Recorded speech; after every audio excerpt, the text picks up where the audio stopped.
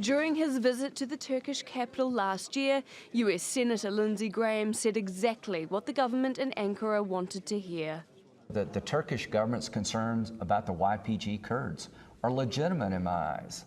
They were partners of the United States in fighting ISIS, but they have a long record that makes Turkey very nervous, and we're going to try to deal with the legitimate concerns of the YPG presence in Syria that may threaten Turkey. But despite those comments, US support for the YPG terror group continues to be one of the key sticking points between the NATO allies. Turkey has been infuriated with Washington's support for the Syrian branch of the PKK that has carried out terror attacks on Turkish soil, and Ankara has refused a US demand to guarantee that it will not strike its YPG allies in Syria.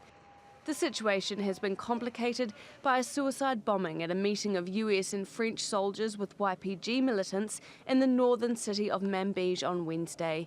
It killed 4 Americans and 16 other people.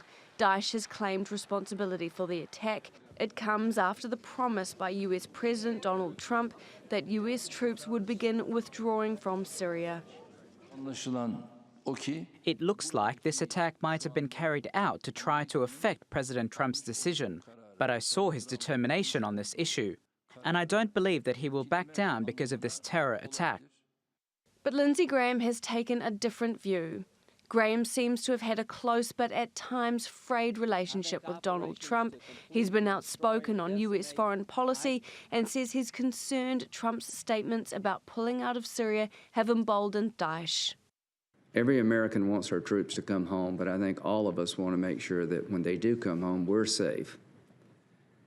And I don't know how we're ever going to be safe if people over there can't at least sit down and talk with each other. The only reason the Kurds and the Arabs and the Christians were in that restaurant is because we gave them the space to be in that restaurant. And you think what you want to about those people over there, they've had enough of killing. Graham has also been one of the most outspoken critics of Saudi Crown Prince Mohammed bin Salman following the killing of journalist Jamal Khashoggi at the kingdom's consulate in Istanbul in October. That will have no doubt been noted by the Turkish president. At their last meeting in June, they discussed the detention of US pastor Andrew Brunson and the sale of F-35 aircraft to Turkey. But smoothing out the diplomatic tangle over the YPG in Syria is expected to be a far trickier task. Caitlin McGee, TRT World.